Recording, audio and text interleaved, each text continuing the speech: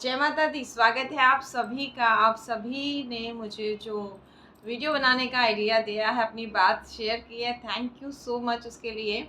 आपके डिमांड के आधार पर आज का वीडियो बना रही हूँ। बेल का पेड़ क्या घर में लगाना चाहिए। मेरे कुछ प्रियजनों ने, मित्रजनों ने कहा कि ऐसा कहा जाता है कि इसे घर में लगाने से भूत प्रेत आते हैं।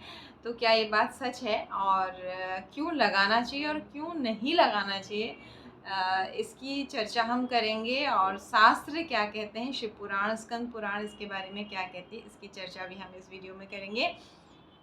अपने सुझाव हमें ज़रूर दीजिए कि आपने इसके बारे में क्या पढ़ा और सुना है, और आपने क्या अनुभव किया है। सबसे बड़ी बात अनुभव होती है किसी भी बात को लेकर के।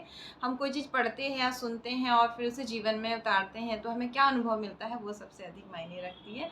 तो आप अपने सुझाव, अपने अनुभव प्लीज़ ज़रूर शेयर कीजिएगा कमेंट बॉक्स में। और जो भी लोग मेरे लिए पॉजिटिव वाइब्रेशंस देते हैं, अच्छे अच्छे कमेंट्स करते हैं, निश्चित रूप से आप सभी के लिए भी मैं मंगल कामना करती हूँ, क्योंकि आप जो देते हैं वो आपको निश्चित रूप से मिलता है।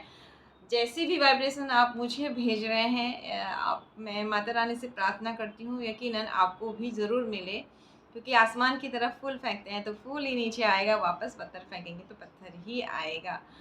आइए ज़्यादा समय न लेते हुए चर्चा को आगे बढ़ाते हैं। अगर बात शिव पुराण की करें, स्कंद पुराण की करें, तो उसमें तो वर्णन मिलता है। अगर आपने गमले में, देखिए अभी घर में अगर आप इसे लगा रहे हैं, फ्लैट में आप रहते हो तो आपको गमले में लगाना है इसे, और घर में बेल गमले में ही लगाना चाहिए। इसकी भी हम चर्चा कारण के साथ आगे करेंगे। तो शिव पुराण में, स्कंद पुराण में ये कहा गया है कि आप बेल के पेड़ के दर्शन से, स्पर्श से बहुत सारे जाने अनजाने के पापों का आपका नाश होता है।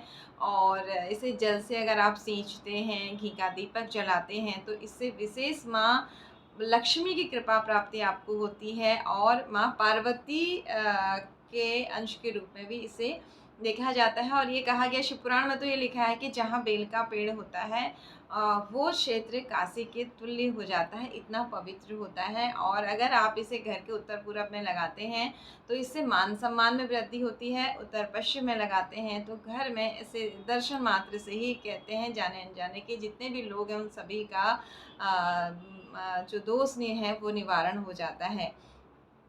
तो इसलिए, और विशेष दिन जो होता है इसे लगाने के लिए, वो रविवार, और उसमें भी द्वादशी युक्त रविवार आ जाए तो वो बहुत ही उत्तम माना जाता है। और इसके अलावा सोमवार का दिन तो भोलेनाथ का ही है, इस दिन भी इसे लगाना बहुत अच्छा होता है। लेकिन बेल के पत्ते आप कभी भी ना सोमवार के दिन ना तोड़ें, ना ही एक प्रदोष और चतुर्दशी, जो दिन भगवान शिव की पूजा के विशेष माने गए, मासिक शिवरात्रि जिसे हम कहते हैं, हर महीने की चतुर्दशी, उस दिन भी भगवान शिव की पूजा का है, तो उस दिन इस बेल के पत्र नहीं तोड़ने चाहिए, पहले से तोड़ करके आपको रख लेनी चाहिए।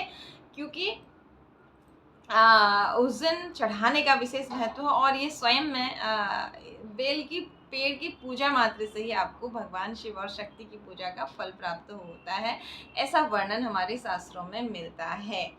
तो निश्चित रूप से वैसे भी देखिए, जब हम प्रकृति का संरक्षण करते हैं, पेड़ पौधे लगाते हैं, इनकी सेवा करते हैं, तो हमें पुण्य की प्राप्ति होती है। जब आपने एक बेल का पौधा लगाया, फिर ये बड़ा हो जाता है, तो इसे निश्चित रूप से फिर घर में ना लगाएं, इसे कहीं धार्मिक स्थल में, कहीं गार्डन में लगाएं, ताकि लोगों को बेल पत्र मिले पूजा के लिए, और साथ ही आप पेड़ पौधा का संरक्षण भी कर पाएँ। अब बड़े होने पर इसे क्यों नहीं लगाना चाहिए, क्योंकि ये इसमें कांटे होते हैं, और जब हम कांटे वाले पौधे घर में लगाते हैं तो इसमें घर में इससे कलेश का माहौल होता है।